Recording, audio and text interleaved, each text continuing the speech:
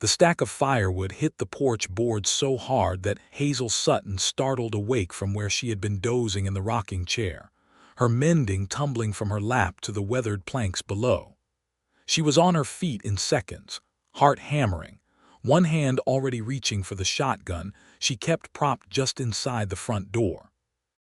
But then she saw him, Ranger Elijah Chandler, standing at the foot of her porch steps with sawdust on his jacket, and his hat tilted low against the late afternoon sun, and the sight of him did not calm her the way it should have. It ignited something far more complicated than fear. "You lied to me," she said, and her voice came out quieter than she intended, which somehow made it worse. Elijah did not flinch. He rarely did. That careful stillness of his had always unnerved her, the way a man who had survived too many ambushes learned to become unreadable, a stone wall where a human face ought to be. He set down the second armload of split logs and straightened, and his dark eyes finally found hers over the distance between them.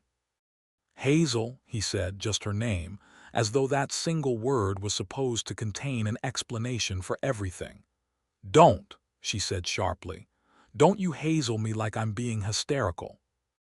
You have been coming here every Thursday for 4 months. 4 months, Elijah. And I believed you when you said it was your regular patrol route. I believed you when you said you were just being a good neighbor. I was fool enough to believe there was a pattern, a simple, decent, neighborly pattern." Her voice cracked on the last word, and she hated herself for it. "But there is no Thursday patrol route, is there? Sheriff Dawes told me this morning. He said you ride west on Tuesdays and Fridays. He said you don't come anywhere near the Sutton homestead on your assigned routes. Not ever." The wind moved through the cottonwood trees at the edge of her property, sending a curtain of golden leaves spinning across the yard. It was October 1878, and the New Mexico territory was turning cold at the edges, the nights sharp enough now to make her grateful for stacked firewood, which was precisely the problem. She had been grateful. She had been warm. She had been falling, slowly and completely, for a man whose motives she no longer understood, and the realization felt like a trap closing around her. Elijah's jaw tightened. He pulled his hat from his head and turned it in his hands, a habit she had catalogued without meaning to, the way he always handled that battered felt hat when he was choosing his words carefully. She had found it endearing once. Now she found it maddening. "It's not what you think," he said. "Then tell me what it is," she said. "Because I am standing here, and I have been standing here since Dawes left my property this morning, and I have been going through every conversation we have ever had, and I cannot find a single clean interpretation of what you have been doing." He climbed the first porch step and stopped there, keeping that deliberate distance, as though he understood how close she was to the edge of something irreversible. When he finally looked up at her fully, the expression on his face was not what she expected. It was not guilt exactly, though guilt was threaded through it. It was something older and more painful than guilt.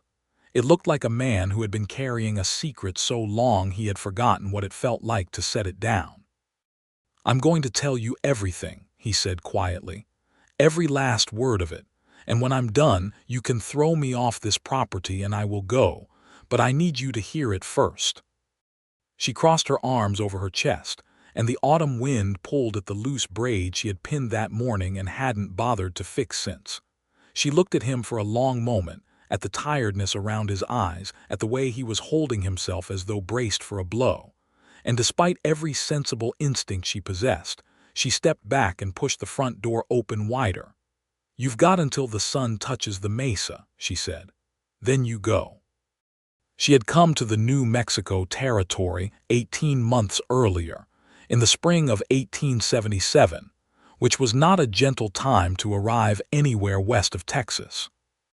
The settlement of Caro Rojo sat in the basin of a wide red valley about 60 miles south of Santa Fe, and it was the kind of town that had grown fast and reckless around a silver strike, which meant it had a church and 6 saloons, and considerably more violence than hope. Hazel Sutton had not chosen Caro Rojo out of adventurousness. She had chosen it because it was the end of the line. She had grown up in Cincinnati, the younger daughter of a moderately successful dry goods merchant named Theodore Sutton, and her life up until 23 had followed a pattern as orderly and predictable as the rows of fabric bolts in her father's storeroom. She had been educated, she had been kept, she had been expected to marry sensibly and continue the smooth forward march of a comfortable, middling life. Then her father's partner had cleaned out the business accounts and vanished in the night. Her father had died of the shame and the shock 2 months later, and her mother had followed him into the ground before the year was out, leaving Hazel with a small inheritance, a mountain of debt, and the grinding understanding that orderly patterns were a luxury that could be revoked without warning. She had sold everything, paid what she could, and pointed herself west, because west was where people went when east had nothing left to offer them. She had a trade. She had been her father's bookkeeper since she was 16, and bookkeeping was something that small western towns perpetually needed and perpetually neglected to do properly.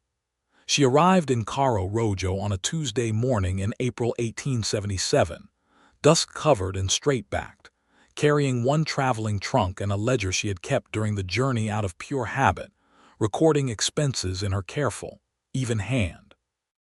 Within a week she had secured herself lodgings in a small adobe house on the eastern edge of town, a property that came with 2 acres of rough land, a few straggly vegetable rows the previous tenant had abandoned, and a wood-burning stove that would be essential come winter. Within 2 weeks she had picked up 3 bookkeeping clients, the general store owner, the land office, and a rancher named Pullman who ran cattle north of the valley. Within a month she had settled into what felt like the beginning of something, not comfortable exactly. Nothing about Caro Rojo was comfortable but functional, survivable. What she had not anticipated was winter. She had experienced Ohio winters, which were cold and gray and unpleasant, but there was always a cold delivery and a dry wood merchant and a neighbor who would help without being asked. In Caro Rojo, the world contracted in November. The silver mines slowed. The men who worked them drank more and moved less. The supply wagons came through with less frequency, and by December the road north to Santa Fe was sometimes impassable for a week at a stretch. Hazel's 2 acres of land included a stand of dead and dying juniper trees that she had fully intended to cut for firewood in the autumn, and had not managed, because firewood cutting was a physical skill she simply did not possess, and had not thought seriously enough about acquiring, until the temperature dropped to 14 degrees on a November night, and she burned through her last log by midnight, and sat up until dawn wrapped in every blanket she owned. She mentioned this to no one. She was not the type to mention things like that. She purchased wood when it was available, which was not often enough, and she told herself she would learn to use the axe she had bought in a moment of optimism, and had since propped in the corner of her kitchen like an accusation. The first time she saw Elijah Chandler was a Thursday morning in early December 1877. She had opened her front door to let in the pale winter light while she worked at her kitchen table, and she had looked up to find a man on horseback at the edge of her property, watching her place with the calm, assessing look of someone doing a survey. He was somewhere in his early 30s, lean but not spare, with a ranger's badge catching the light on his chest, and a quality of alertness about him that she had come to associate with men who spent significant time outdoors being shot at. He had dark hair, nearly black, and a face that had been burned and weathered to something angular and particular, not conventionally handsome in the Cincinnati drawing-room sense, but striking in the way that a good piece of carved wood was striking, all purposeful lines and nothing wasted. He noticed her noticing him and tipped his hat once briefly and rode on. She thought nothing of it. Rangers patrolled. That was their purpose. The second Thursday he came back.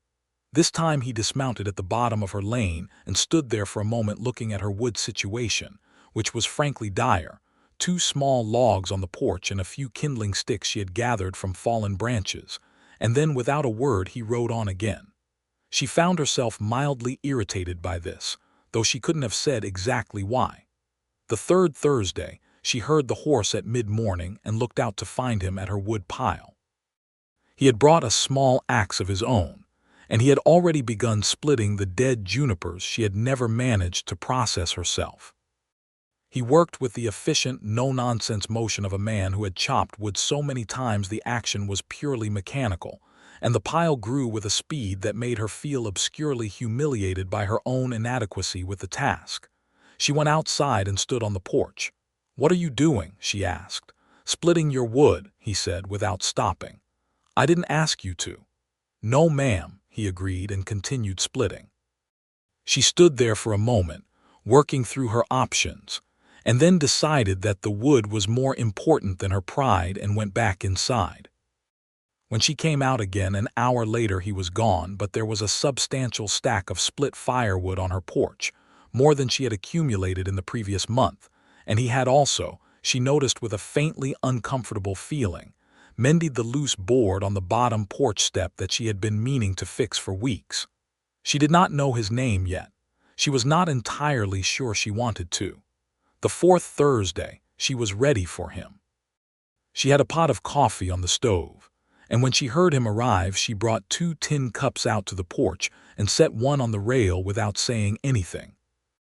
He looked at the cup for a moment, then at her, and a crease appeared at the corner of his mouth that might have been the beginning of a smile.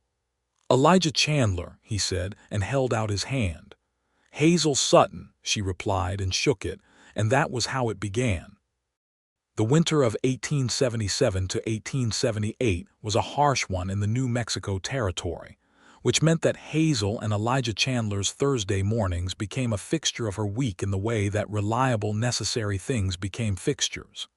He came, he split and stacked wood, she brought coffee, and they talked. At first the conversations were short and practical: the weather, the state of the roads, how the silver production was running.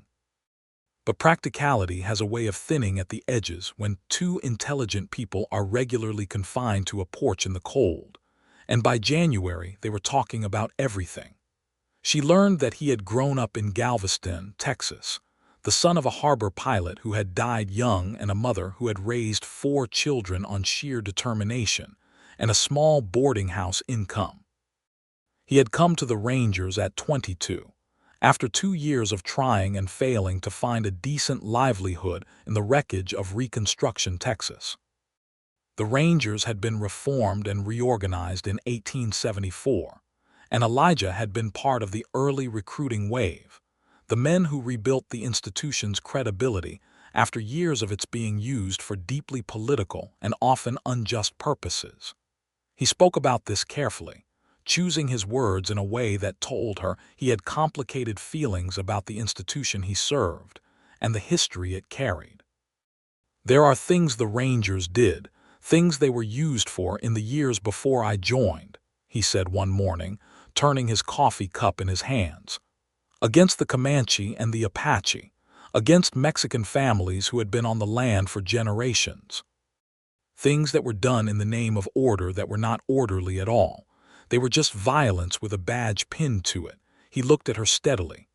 "I know what I signed on to. I believe in the law, but I don't believe the law has always been applied the way it ought to have been, and I think a man who doesn't reckon with that is not worth much." She looked at him carefully. "That's an unusual thing to hear from a Texas Ranger," she said. "I'm an unusual Ranger," he said, and this time the crease at his mouth became unmistakably a smile, brief and warm, and something shifted in Hazel Sutton's carefully maintained interior order that she was not prepared for. She told him about Cincinnati, about her father, about the catastrophic unraveling that had brought her here. She told him about the ledger she kept during the train journey west, counting her expenses to the penny, because the act of counting things was the only way she knew how to feel safe. She told him about sitting up through that first brutal night without firewood, and she was honest about the fear she had felt, which surprised her, because she was not usually honest with people about fear. "You never asked anyone for help," he said. "It wasn't a question." "No," she said. "Why?" She thought about it. "Because needing help felt like one more thing being taken," she said finally. I had already lost so much. Losing the ability to manage on my own felt like it would finish the job. He looked at her with an expression she was still learning to read, thoughtful and attentive, the way he looked at everything, as though whatever he was considering deserved his complete attention. "That sounds like very lonely arithmetic," he said. She thought about that for a long time after he rode away. By February, the Thursdays had acquired a quality that Hazel was very carefully not examining too closely. She found herself thinking about them throughout the week, not in a breathless, romantic way, she told herself firmly, but in the way one thought about any reliable and pleasant appointment. She was tidier on Thursday mornings than she was the rest of the week. She baked when she had the ingredients, cornbread or dried apple cake, and set it out with the coffee. She noticed when the clock moved toward mid-morning and found herself listening for the sound of hoofbeats on the frozen ground. This was all perfectly reasonable, she told herself. What was less reasonable was the way she felt when he came through the gate, the specific quality of relief that was too warm and too particular to be about firewood. She refused to examine it directly. She was a practical woman. She had a practical life. She had rebuilt herself from the wreckage of Cincinnati with her own 2 hands and her own ledger columns, and she was not going to let herself be undone by a ranger who split her firewood on Thursdays. But the heart has its own arithmetic, and it does not keep tidy columns. In March, a man named Garrett Voss came to Caro Rojo. Hazel knew about Voss before she met him, because in a small town bad news travels faster than good. He arrived with 4 hired men, and a purpose that he did not bother to conceal. He was buying up land in the valley, specifically land that sat over or adjacent to the new silver survey lines that the territorial government had recently redrawn. He had paperwork from the land office in Santa Fe, and the paperwork was real, or at least it appeared to be real, and it said that several claims in the Caro Rojo Basin were improperly filed and subject to contest. One of those claims was the 2 acres of adobe and rough land that Hazel Sutton had been paying rent on for the past 11 months. She found out on a Tuesday morning in March when her landlord, old Nestor Villanueva, who had owned the land since 1851, came to her door looking shaken and gray-faced, and told her that he had received a notice of land contest, and that he was not certain he could fight it. His family had occupied the property before New Mexico was even a territory, but the documentation was old and incomplete, and the costs of a legal contest were beyond his means. "I am sorry, Miss Sutton," old Nestor said, twisting his hat in a way that reminded her painfully of Elijah.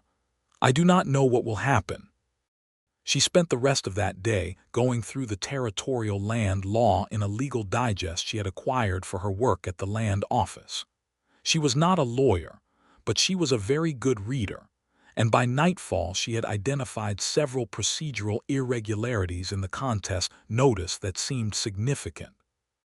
She also found something else that made her sit very still at her kitchen table for a long moment, a reference to a case from 1875 in which a territorial judge had ruled that improper survey methodology invalidated a contest claim.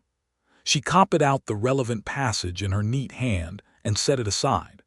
Thursday came. Elijah arrived at his usual time and began working on the wood, and when he came up to the porch for coffee she told him about Voss without preamble. His expression changed. Not dramatically, not in a way a stranger would have noticed. But she had been studying Elijah Chandler's face for 3 months, and she saw the exact moment his jaw set and his eyes went still with a particular quality of controlled anger that was different from his usual attentive stillness. "I know Voss," he said. "You do. He's been working a version of this scheme in 3 other territories. Find a contested survey, stir up the legal murk, acquire the land for less than it's worth while the original holders can't afford to fight." His voice was level, but the quality of it had changed, the way still water changes when something moves beneath the surface. "He has friends in certain land offices who smooth the paperwork for him. I've been watching him for 8 months. Hazel looked at him. "You have been watching him," she repeated carefully. "The Rangers have a case building," he he said. It's slow work because he's careful and he has those friends with stamps and signatures. Is he dangerous? She asked. Personally dangerous. His men are, Elijah said. Voss himself is the kind of man who lets other people be dangerous on his behalf, which in some ways makes him more so. She showed him the passage she had copied from the Legal Digest. He read it carefully, and when he looked up she saw something she hadn't seen on his face before, which was surprise, genuine and unguarded. "Where did you find this?" he asked. "The land office has a decent legal library," she said. "I do their books. I have access." "Hazel," he said, and there was something in the way he said her name just then, not the warning weight it would carry months later on her porch, but a kind of recognition, as though he was seeing something he had suspected and now confirmed. "This could be useful." "I know," she said. "I intend it to be." They worked on old Nestor's defense together over the following weeks, Hazel supplying the legal research and the meticulous documentation that she was naturally suited to, and Elijah making quiet inquiries through ranger channels about Voss's paperwork trail. It was the first time they had worked toward a shared purpose, and it had an intensity that went beyond the cordial Thursday rhythms they had established. They sat at her kitchen table in the evenings, papers spread between them, close enough that she could see the individual dark lines of his handwriting when he made notes in his own ledger, close enough that when they reached for the same document their hands sometimes almost crossed, and both of them would shift back with a deliberateness that was its own kind of acknowledgement. Nothing was said. Nothing needed to be said yet. But the space between them had changed texture, had acquired a charge that was beginning to make ordinary air feel different. Voss noticed Elijah's interest, which was inevitable.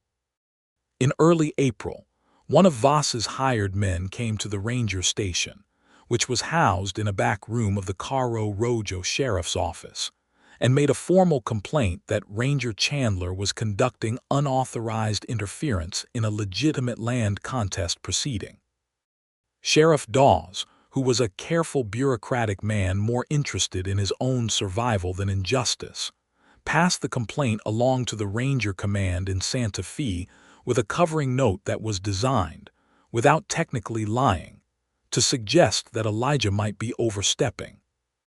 Elijah told Hazel about this on a Thursday in April, and she noticed that he told her without any trace of self-pity or alarm, just as a fact requiring a strategic adjustment.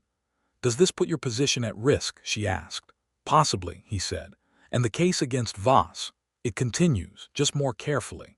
She looked at him, this man who was willing to risk his livelihood over land that was not his, over a scheme that victimized people he had no personal obligation to protect.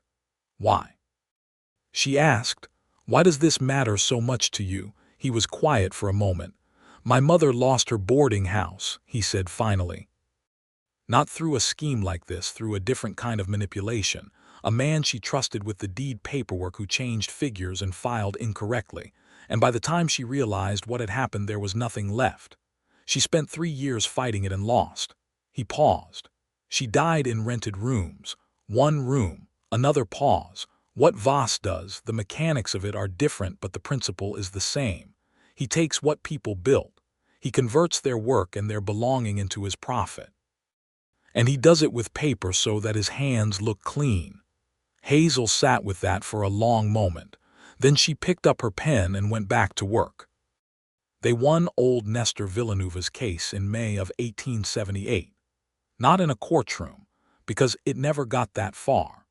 The territorial judge in Santa Fe, presented with Hazel's meticulous documentation of the survey irregularities and Elijah's, quietly gathered evidence of the systematic nature of Voss's operations, issued a ruling that invalidated the contest claim on procedural grounds before it could proceed to a full hearing.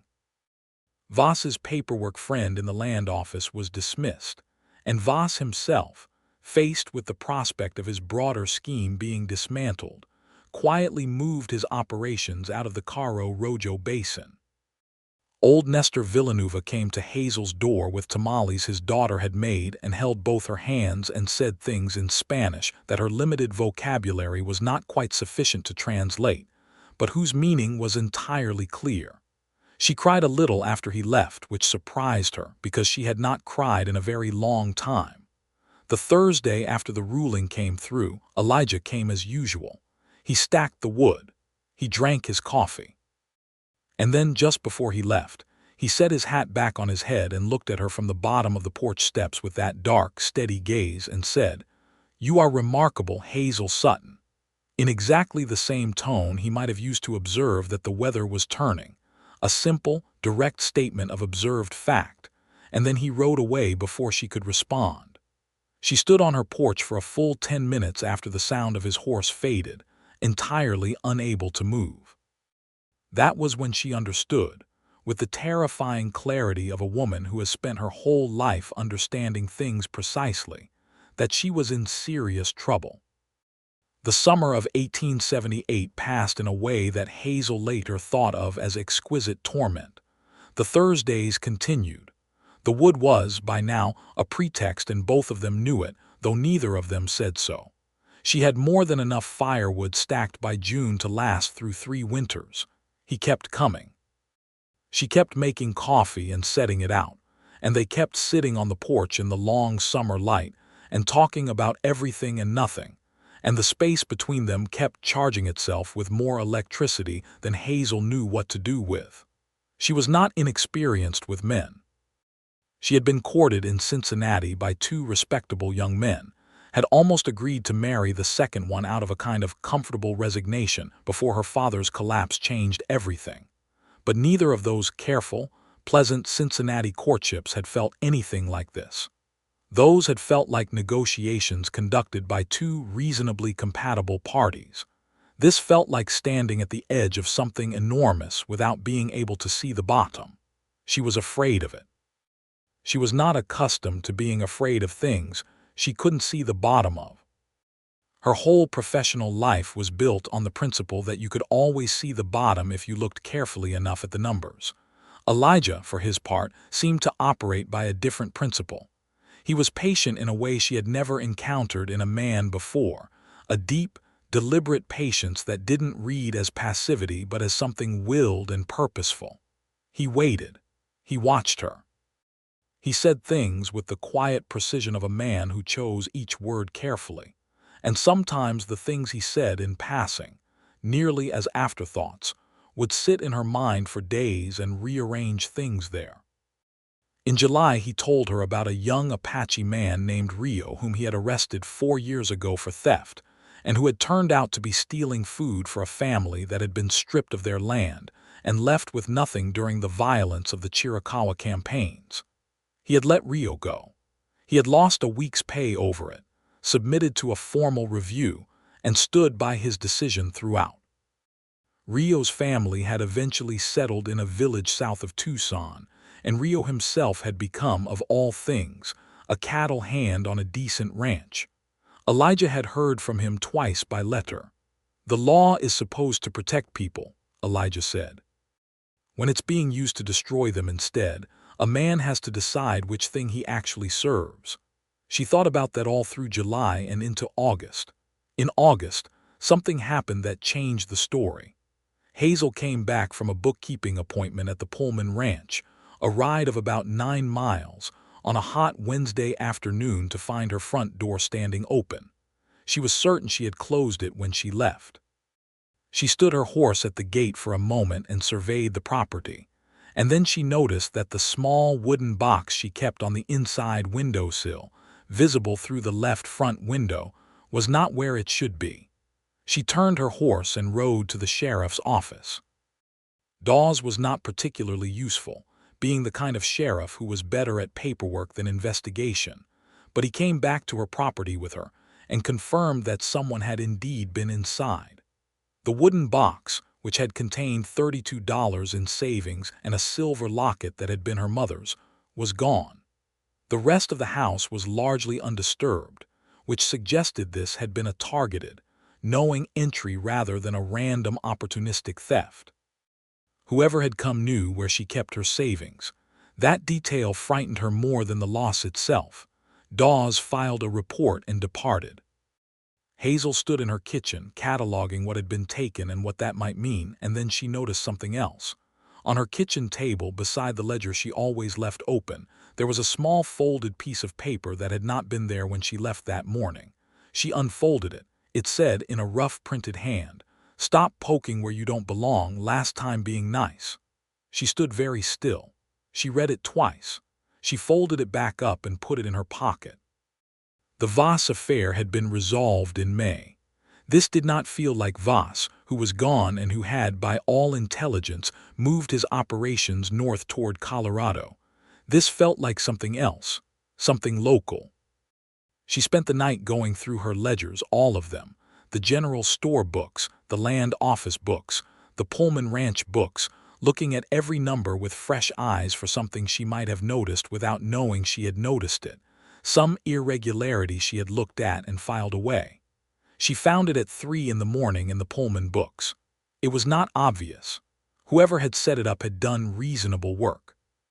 But Hazel Sutton had been keeping books since she was 16, and she could feel a dishonest number the way a musician can hear a slightly flat note. And what she found in Pullman's accounts, running back 18 months, was a series of what looked like legitimate payroll entries for ranch hands who, when she checked against the employment records she had also maintained, did not appear to have ever worked on the Pullman Ranch. Ghost employees. Someone was siphoning money through Pullman's payroll.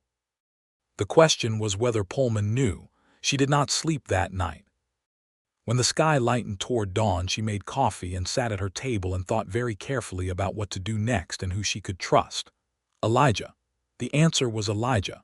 This was its own revelation, that in the middle of a frightening situation, her first clear thought was him. Not as a ranger specifically, or not only as a ranger, but as the person she trusted most in the world, which she was only now, in this sleepless, frightening dawn, fully acknowledging to herself. She could not wait until Thursday.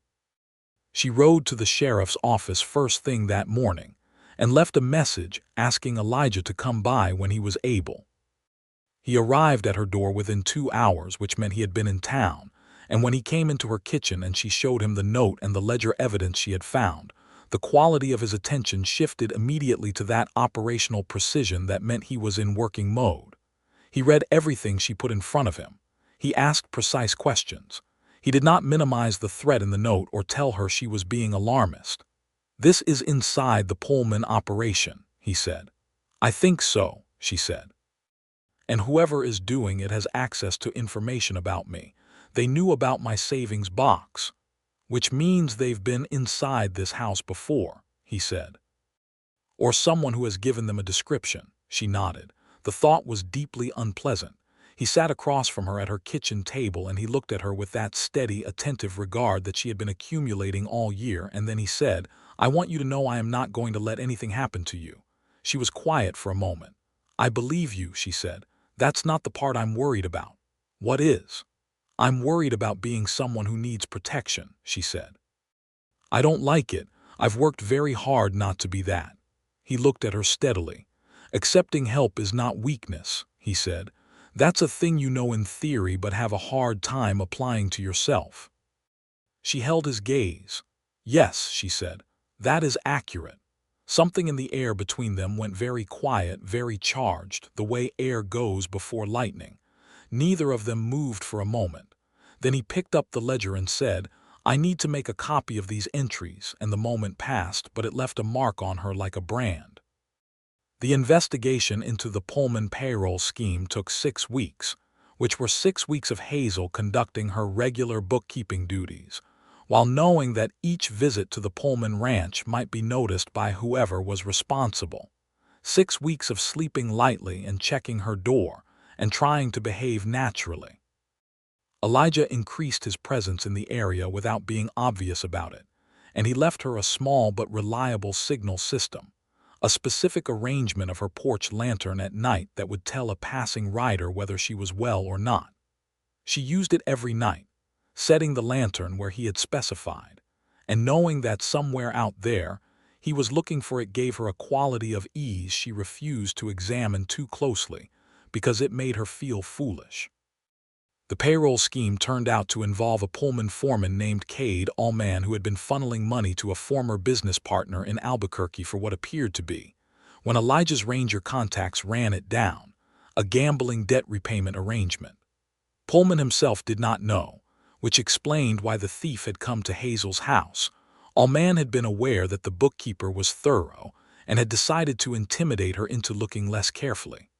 The note, the theft, the entry were all Allman's doing. Allman was arrested on a Thursday in mid-September, which Hazel noted with a quality of private amusement that she did not share with Elijah. He came to tell her in person, and she was on the porch when he rode up, and when he dismounted and came up the steps and told her it was done, that Allman was in custody and the case was closed and she was safe, she felt a rush of emotion that was partly relief and partly something else entirely. "Thank you," she said. "You did the work," he said. "You found it. You held your nerve for 6 weeks while knowing someone wanted to scare you off. You watched out for me," she said, "every night." "I know you did." He looked at her, and something in his expression shifted, opened, the way a door opens when the person on the other side finally decides to turn the handle. "Of course I did," he said quietly. The world seemed very still just then. The late September sun was warm and low, throwing long shadows across her porch, and the cottonwoods were beginning their autumn gold, and Elijah Chandler was standing very close to her, closer than he had ever stood before, and his eyes were on her face with an expression that was no longer something she needed to work to read. "Elijah," she said. "Hazel," he said. And then, because the moment was exactly right and neither of them was willing to waste it, he reached out and took her hand, and she let him, and the warm, strong feel of his hand around hers was so exactly, precisely right that it almost hurt. They stood like that for a long moment, just the contact of hands in the autumn light, and it was the most significant thing Hazel Sutton had experienced in years.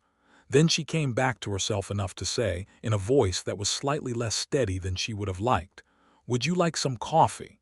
And the crease at the corner of his mouth became the full smile she had been waiting all year to see. "Yes," he said, "I would like that very much." Which brings the story back to where it began, to October of 1878, to a stack of firewood hitting a porch floor and Hazel awake and startled and reaching for the shotgun, and the revelation from Sheriff Dawes that had rearranged everything she thought she understood. She led Elijah inside her house for the first time. He had been on the porch countless times, at her table once or twice for the Voss work, but there was a different quality to it now, a domestic gravity that felt significant. She put the coffee on and stood with her back to him for a moment, needing the 40 seconds that task afforded her. When she turned around, he was seated at her kitchen table with his hat on the seat beside him and his hands flat on the wood, and he looked directly at her with those dark eyes and said, "I lied to you. By omission mostly, but that's still lying. I don't want to justify it before I explain it. I want you to know I understand what I did." She sat across from him and looked at him and waited. "I have known about Voss since before you moved to Caro Rojo," he said. "I came here in November of last year specifically, because his operation was showing signs of expanding into this area. My orders from the Ranger Command were to observe and document before any action because we needed a complete case." "All right," she said carefully. "When I first came past your property, I wasn't thinking about your wood situation. I was making a survey of the eastern edge of the settlement to map property lines against the survey claims Voss was going to contest." He paused. "But I noticed the wood situation. I noticed it wasn't good, and I came back." "You said it was your patrol route," she said. "Yes," he said. "I said that it wasn't. It was a choice I made every Thursday, a deliberate choice. I kept saying it was the patrol route because," he stopped. He looked down at his hands on the table, "because I didn't know how to explain why I was choosing to come here. Not yet. Not in a way that wouldn't sound like something I didn't have the right to say." Hazel looked at him for a long moment. The coffee was beginning to make its sound on the stove. "You came because you wanted to come," she said. "Yes," he said. "From the second Thursday, maybe from the first. I don't know when it started exactly." I know that I found reasons to come here every Thursday, and I told myself and you that it was the root, because saying the truth would have required me to say other things I wasn't ready to say. Such as, she said. He looked up at her. That I have not wanted to spend time with a person the way I want to spend time with you in more years than I can count clearly, he said. That this year these Thursdays have been the best part of my week every week. That I was afraid if I said that, you'd tell me to stop coming and I would have lost something I didn't know how to do without. The coffee was definitely ready. She didn't move. You were afraid, she said. Yes, he said. You, who stood a review board down over Rio without flinching, who built a case against Garrett Voss for 8 months, who watched my property every night for 6 weeks and never once let it show, she said, and there was something in her voice that was not entirely anger. You were afraid of telling me the truth about why you were bringing me firewood. When you say it like that, he said. I'm not finished, she said. You were afraid of telling me, and instead you let me build 4 months of Thursday mornings on a foundation I thought I understood, and today I found out the foundation was not what I thought it was, and do you have any idea what that felt like? Yes, he said quietly. I think I do. I think it felt like betrayal, and I am sorry. I am genuinely, deeply sorry. She was quiet for a moment, sitting with the word he had chosen, betrayal. It was the right word, and she respected him for using it. It would have been easy to say misunderstanding or mistake. Betrayal required more courage to claim. What else? She said. What else don't I know? He took a breath. There is one other thing, he said. When I began watching your property in the early spring, before we had established what we had established, I made a report to my ranger captain that mentioned you. I described you as a local contact with useful access to land office records. I said that you had been helpful in identifying documentation issues with the survey claims. He paused. At the time it was accurate. You were a contact, but I made the report before I acknowledged to myself that you were considerably more than a contact, and once I understood that, I never went back and corrected the report. I let it stand, because correcting it would have required me to explain what you actually were to me, and I wasn't ready. She looked at him very carefully. What am I to you? She asked. Everything I have been too cowardly to say clearly, he said. Everything I came to your property every Thursday for a year to be near, even when the weather was bad and the route made no operational sense. Everything that made me want to do right by Nestor Villanueva and stop Cade Allman and watch your lantern every night for 6 weeks, not because I was required to buy my badge, but because the thought of anything happening to you was not something I was willing to accept. The room was very quiet. The coffee had been ready for several minutes. Elijah, she said. Hazel, he said. There is no pattern, she said, and her voice had changed entirely, was no longer hard-edged or careful, but open in a way she almost never let herself be with anyone.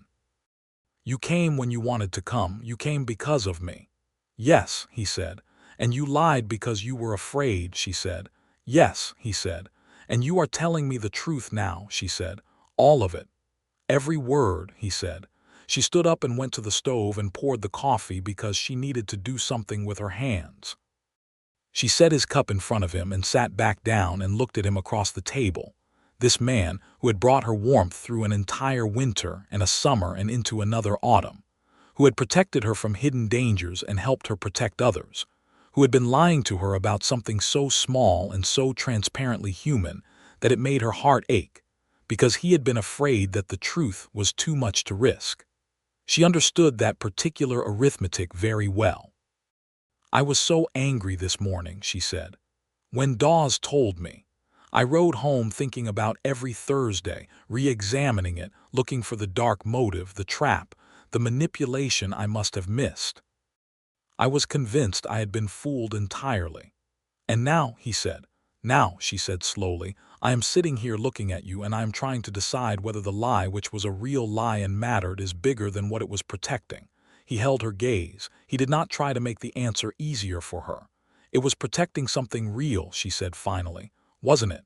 It wasn't protecting a scheme or a hidden motive. It was protecting something frightened and true. Yes, he said. She wrapped both her hands around her coffee cup and looked at the table for a moment. I grew up with a father I trusted completely, and he was taken from me, and the whole world I had built on that trust came down with him, she said.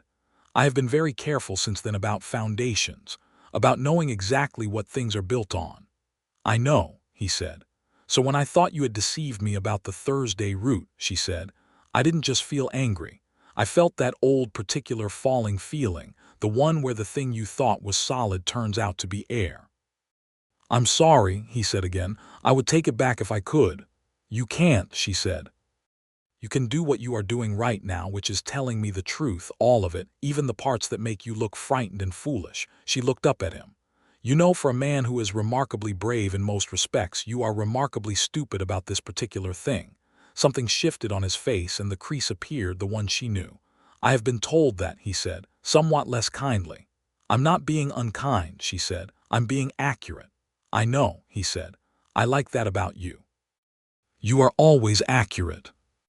She looked at him for another long moment, and then she made the decision that she had been circling, the one that her fear had been orbiting all day, and that the arithmetic of her heart had already resolved hours before her mind caught up.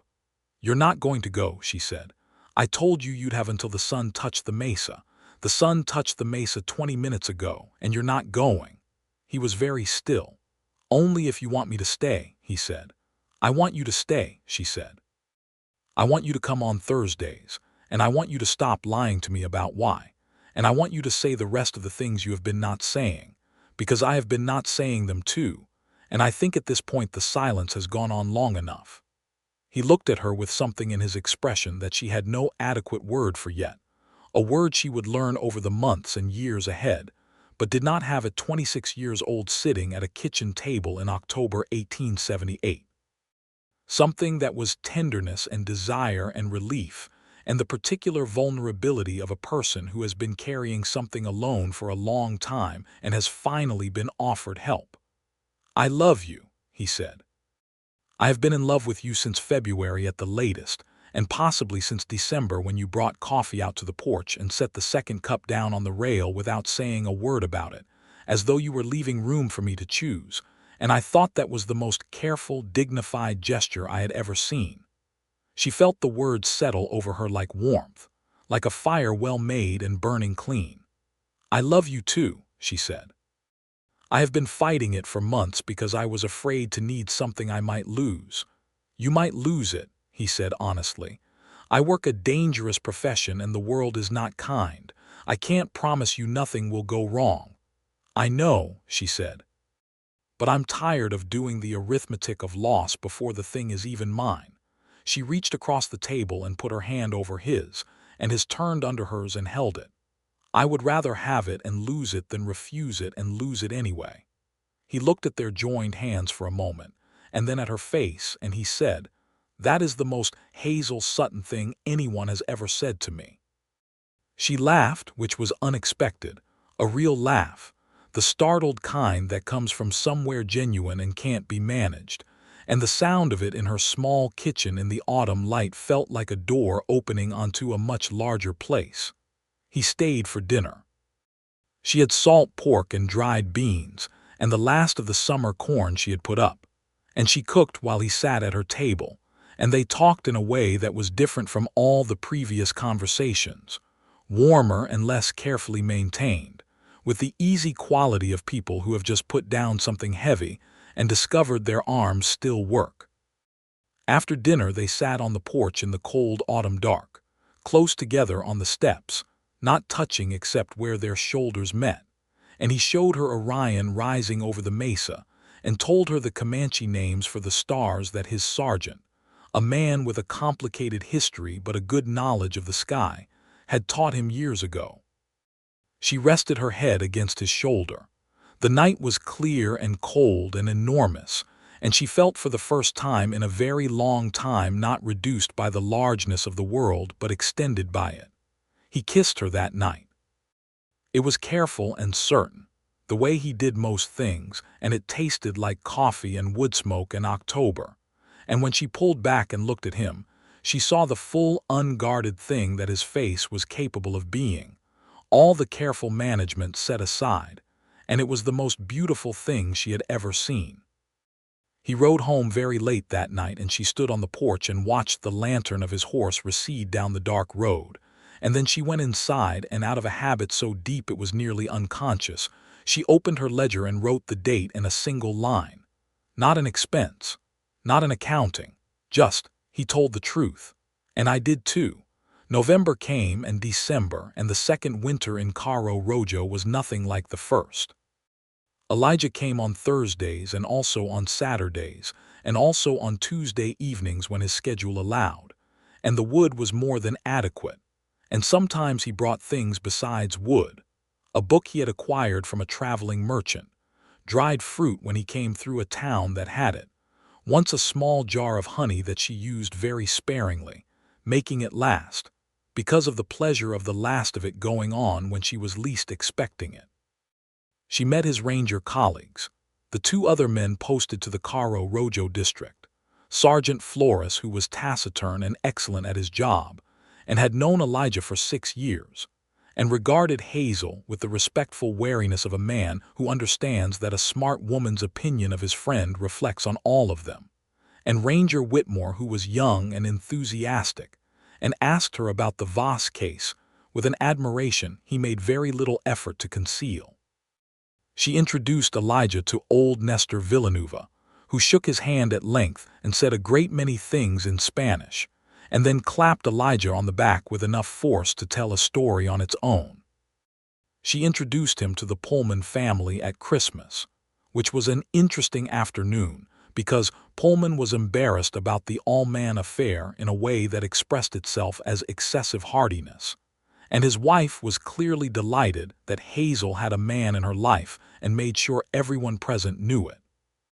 They moved through the winter with the ease of two people who have found the right rhythm with each other, who have learned not just each other's habits and preferences, but each other's specific textures of silence, the difference between a comfortable quiet and a troubled one, the particular expressions that meant something was being worked through and needed space versus something being worked through that needed a hand.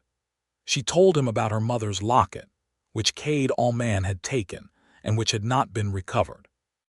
She did not say she was still grieving it, but she said she thought about it sometimes, and he listened. And 3 weeks later he appeared with a small velvet bag that contained not the original locket, which was irretrievable, but a similar one he had found through a jeweler in Albuquerque, silver with a delicate floral engraving that was not identical but was close enough to something her mother might have chosen that Hazel had to excuse herself for a few minutes when she opened it. He did not make a large thing of this. He never made large things of the kind things he did, which was part of what made them so effective. By January 1879, she had begun to understand that she was not falling anymore. She had already fallen. She was in love in the full, irreversible morning light sense, and it did not feel like the precarious arithmetic she had feared. It felt like the kind of certainty she trusted most, the kind that comes from evidence accumulated over time, from understanding a person's patterns and their departures from patterns, from seeing them choose right when choosing wrong would have been easier. In February, Sheriff Dawes announced his retirement. The man was 61 and tired, and he had never been especially well suited to the job, and he told the territorial authority that Caro Rojo needed a new lawman. The town council, which was a loose assembly of property holders that included several of Hazel's bookkeeping clients, spent 2 weeks discussing candidates. On the third week, Elijah was asked to apply. He told Hazel about it on a Thursday evening, sitting at her kitchen table where they often spent the long winter nights working side by side, him on ranger reports and correspondence, her on her ledger work. It would mean leaving the Rangers, he said. Do you want to leave the Rangers? She asked. He considered this with his characteristic thoroughness. I have served 11 years, he said. I believe in the work I've been doing, but I am 34 years old and I have been living out of saddlebags for most of those years, and I find that I would like very much to stay in one place. He paused. To be in one place specifically. She looked at him steadily. What place? She said. This town, he said, and his eyes were on her face when he said it, not looking at the room or the window or the table but at her specifically. This specific place. She understood what he was saying and what he was not quite yet saying, and she held his gaze and said, "I think you should apply." He was appointed sheriff of Cairo Rojo in March of 1879, which meant a proper salary and a proper office, and the kind of permanent footing that made certain conversations possible. He moved into a small house in the center of town, 2 rooms and a lean-to addition, solidly built, with a wood-burning stove that worked properly and a view of the main street from the front porch. He proposed to her in April. It was not dramatic in the expected sense. He did not get down on one knee, which she privately thought she would have found slightly ridiculous. He took her for a ride out to the bluffs north of town on a Sunday afternoon, where the view of the valley and the red mesas in the distance was spectacular in the way that landscape in New Mexico is occasionally spectacular, with a sudden, excessive generosity, as though the world is making up for its general austerity. And they sat on flat rocks and looked at it together, and he said, without preamble and with complete directness, "I want to marry you, Hazel, if that is something you want." She had been expecting it. She had been expecting it for 2 months. She had examined her response to the expectation repeatedly, checking for hesitation or doubt the way she would check a ledger for errors, and had found none. Not a trace. "Yes," she said, "that is what I want." He reached into his coat pocket and produced a ring, a simple band of gold with a small turquoise stone set in it, the color of the New Mexico sky on a clear afternoon, and when he put it on her finger it fit as though it had been made for her, which, it turned out, it had been. "I described your hands to the jeweler in Albuquerque," he said. "He had me measure a string to the approximate diameter." She looked at the ring and at her hand in his, and at the enormous view of the valley in the afternoon light, and she felt the particular happiness of a person who has survived a great deal and arrived, finally, somewhere worth arriving. "You planned this," she said. "Yes," he said. "You planned it very carefully," she said. "I try to be thorough," he said. "I know," she said. "It is one of the many things I love about you."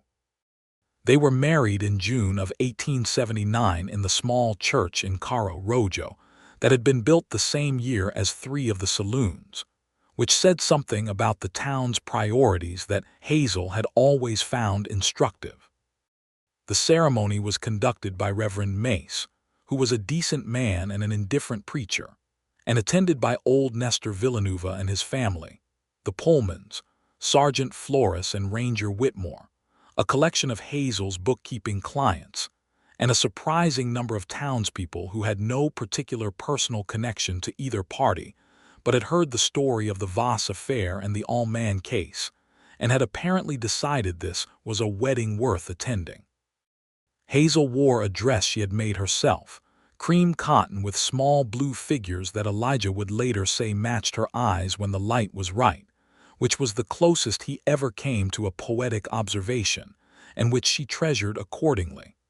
Nestor Villanueva's daughter had braided flowers into her hair.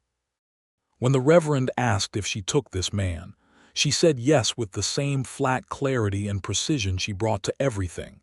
Yes with the same sound and weight as "I trust this. I have verified this. This is accurate." And Elijah's eyes on her face in that moment contained everything. He moved his belongings from his 2-room house in town out to her property that same week, because her 2 acres and her adobe were already home, and they both knew it. The small house in town became the sheriff's office, which was a practical improvement as it was better positioned and better built than what Dawes had been using. They spent the summer establishing the routines of a shared life, which is a different kind of pattern than Thursday mornings but no less significant. She kept her bookkeeping clients and added 2 more, because the town was growing and orderly records were needed. He ran the sheriff's office with the same careful, principled approach he had brought to the Rangers, which meant he was occasionally unpopular with people who preferred their law enforcement less precise, and consistently trusted by the people who mattered. They fought occasionally, because 2 people with strong opinions and precise minds do not agree about everything all the time. Their disagreements were characteristically direct and characteristically resolved without lingering damage, because they had both learned, through separate hard experience, that the things left unsaid are the things that rot. He told her that autumn about a woman he had been engaged to in Texas in 1872 before he joined the Rangers.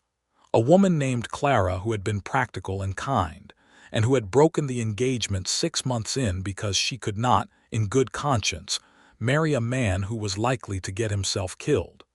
He had not blamed her. He had understood her reasoning completely. He had been very alone for a long time afterward, which was when he had joined the Rangers, partly because the work gave him purpose, and partly because throwing himself into dangerous situations had a way of organizing his grief into something he could manage. "I stopped expecting anything else after a few years," he said. "You start to assume that the shape of your life is set." "And then December," she said. "And then December," he agreed, and looked at her in the way she had come to understand meant she was the whole answer to something he had stopped knowing how to ask. The following spring, in April of 1880, Hazel told him she was expecting their first child. She told him at breakfast, at the kitchen table that had seen so much of their history, setting the news down in front of him with her characteristic directness. She watched his face as the information arrived and settled there, watched it move through the stages from surprise to comprehension to something vast and unguarded that he made no attempt to manage or contain, and then he got up from his chair and came around the table and held her in a way that was not demonstrative by nature.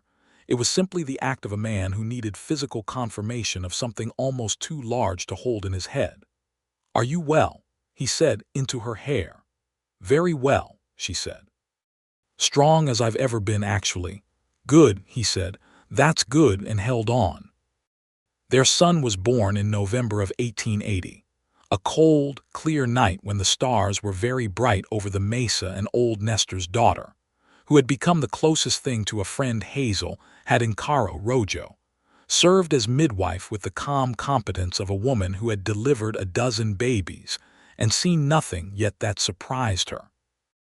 Elijah was the kind of man who did not pace or make himself useless during a crisis, which meant he stayed where he was needed and was calm when calmness was required.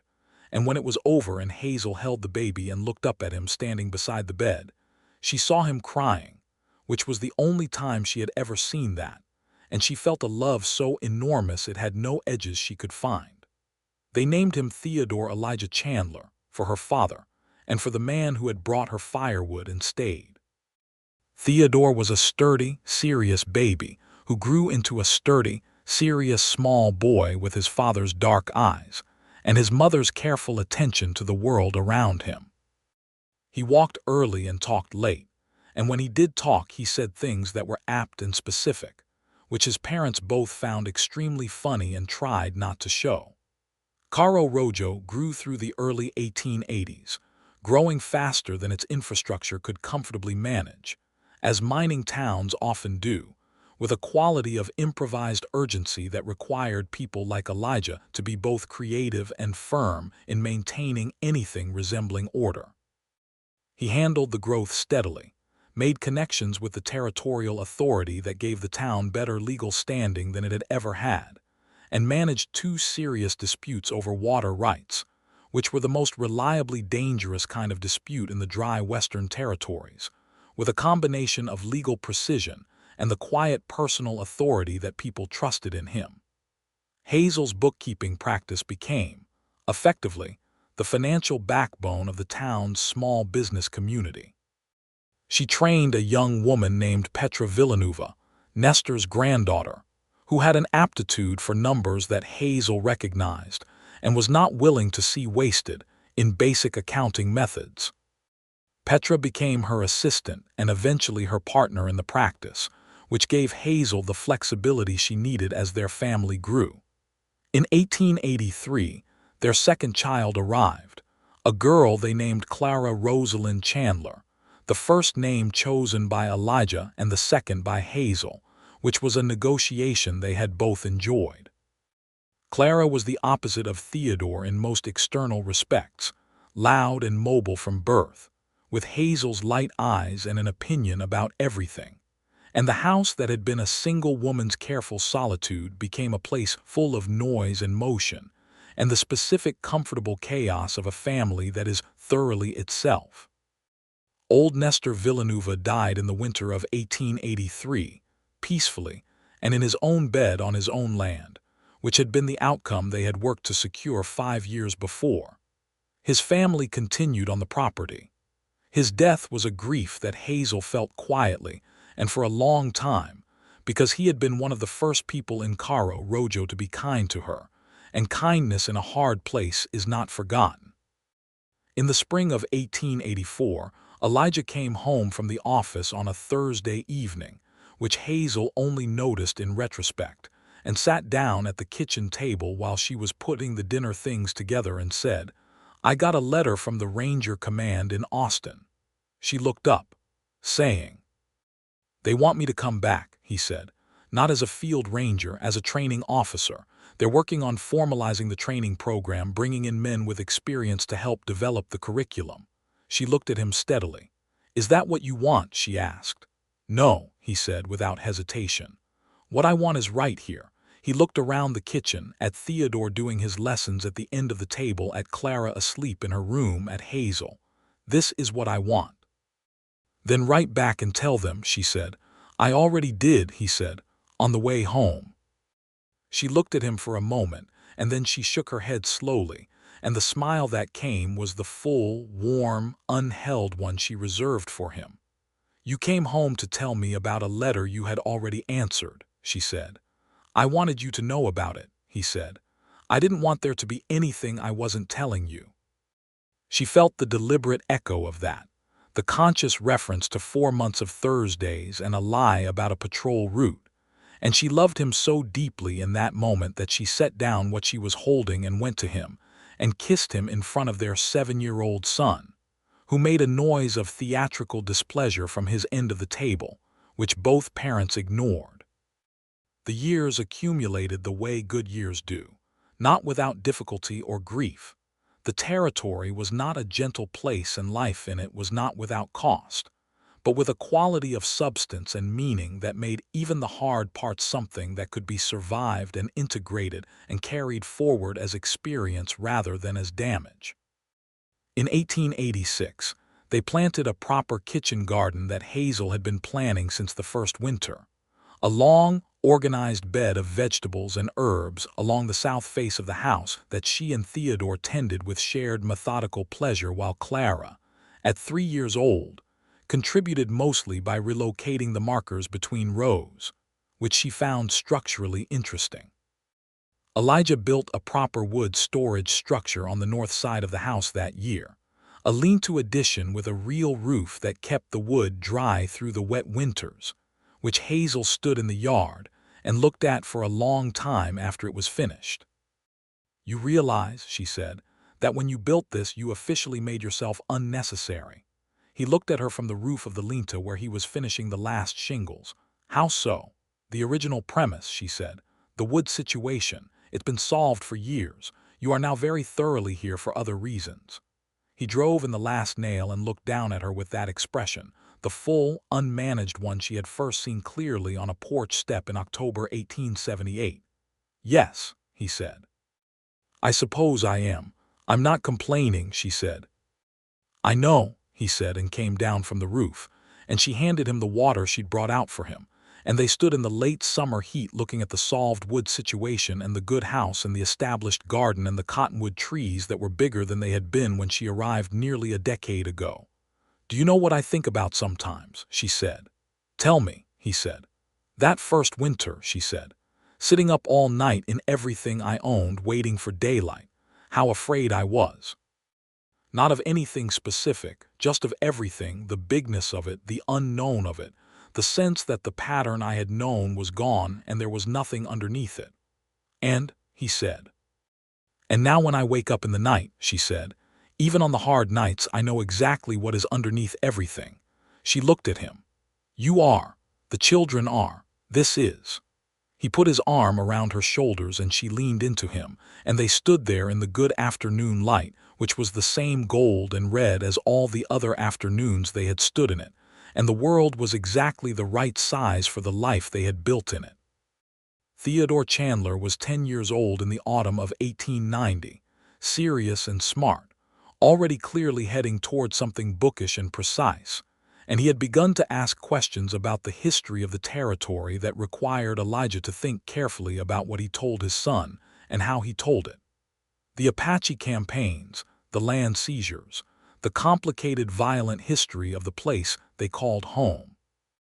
Elijah did not simplify or clean it up, because he was not a man who simplified or cleaned things up, and because Theodore was not a child who would accept simplification.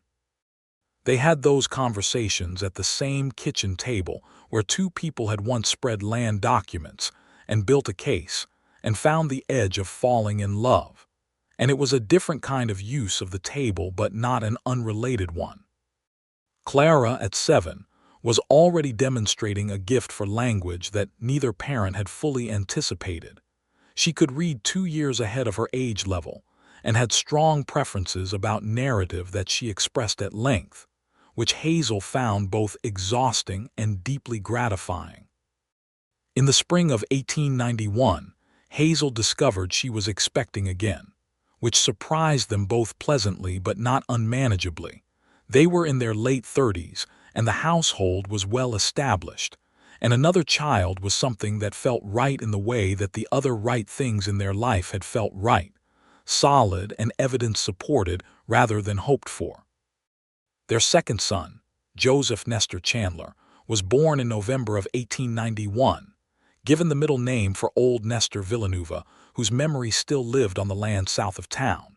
And he was a round, vigorous baby who looked, everyone agreed, remarkably like his father, which Theodore found pleasing and Clara found largely irrelevant, being more interested in the narrative possibilities of a baby brother than in the question of whose features he had inherited. Elijah held Joseph the evening after the birth, in the chair by the stove that had become his chair over the years, and looked at his wife across the room where she was resting, and the expression on his face was the same one she had catalogued and relied on through all the years of their life together, the full, unmanaged, undefended one. "You know," he said quietly, so as not to wake the older children, "I have been thinking today about December." "December of which year?" she said, though she knew. "The first December," he said, "when I was making my survey of the eastern properties. When I came past your place and saw the wood situation and told myself it was operational necessity to come back the following week." "It wasn't," she said. "No," he said. "It was that I had been riding alone for 3 years and I saw you on that porch and I thought, there is someone I want to know." He looked down at the sleeping baby. "I was so afraid of it. All year I was afraid of it. And I hid behind a patrol route that didn't exist and told myself a story about what I was doing." "Until I found out," she said. "Until you found out," he agreed. "And you let me in anyway." "I let you in because you told the truth when I pushed," she said. "That was always the variable. That was always the thing that mattered." He looked at her across the room, this man who had brought her firewood and coffee mornings and protection in the night and rings sized on a string and truth in the end, always in the end the truth. "There was never a pattern," she said softly. "No regular route, no operational schedule, just you choosing every Thursday to come back." "Every single Thursday," he said, "and I would choose it again, every one." She smiled at him across the warm room, across the sleeping baby and the good years and the carefully kept life, and she said, "So would I." Outside, the late autumn wind moved through the cottonwood trees that lined the eastern edge of their property, and the woodshed was full, and the lantern burned on the porch, steady in the dark, not a signal of safety or distress, but simply a light in the habit of being kept, the way certain things become habits when they matter enough, when two people have agreed, without quite saying so, that this is how we mark our presence in the world. Not with grand gestures or elaborate systems, but with the simple, consistent fact of being here, of choosing this, of coming home. The fire in the stove burned on. Joseph Nestor Chandler slept in his father's arms. In their room, Theodore was still reading after his light should have been out, and Clara was talking quietly in her sleep, narrating something that would probably be fully articulate and slightly bossy in the morning. And Hazel Sutton Chandler sat in the amber light of her good house in the New Mexico territory in the autumn of 1891, 14 years after she had arrived alone and afraid at the end of a broken pattern, and felt the deep, specific, evidence-based happiness of a woman who has built something true. It had begun with firewood. It had grown into everything. And on every Thursday afterward, for the rest of their long lives together, something in her still listened for hoofbeats on the frozen ground, and something in him still looked for the lantern burning in the dark, and neither of them would have changed a single Thursday of it for anything the world had to offer. Not one.